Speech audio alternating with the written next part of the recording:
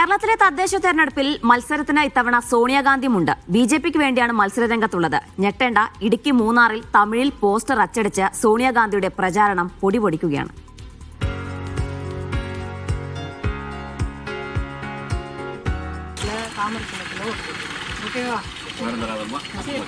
என் பேர் சோனியா காந்தி.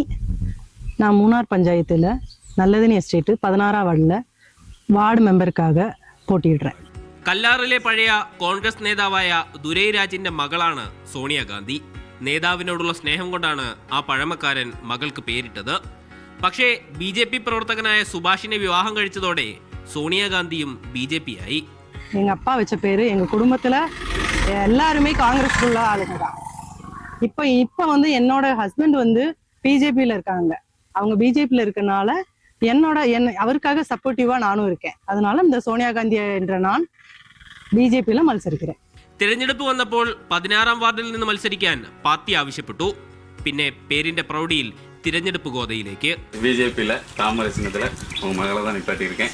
இந்த வட்ட கண்டிப்பா ஒரு மாற்றம் வேணும், எங்களுக்கு ஒரு வாய்ப்பு. കോൺഗ്രസിലെ മഞ്ജുള രമേശും CPMലെ വലർമതിയുമാണ് സോണിയാഗാന്ധിയുടെ എതിരാളികൾ. ഏതായാലും LDFന്റെ സിറ്റിംഗ് സീറ്റായ 16ആം വാർഡിൽ ഇത്തവണ പോരാട്ടം കനക്കുമെന്നുറപ്പ്. മീഡിയ 1 ഇടുക്കി.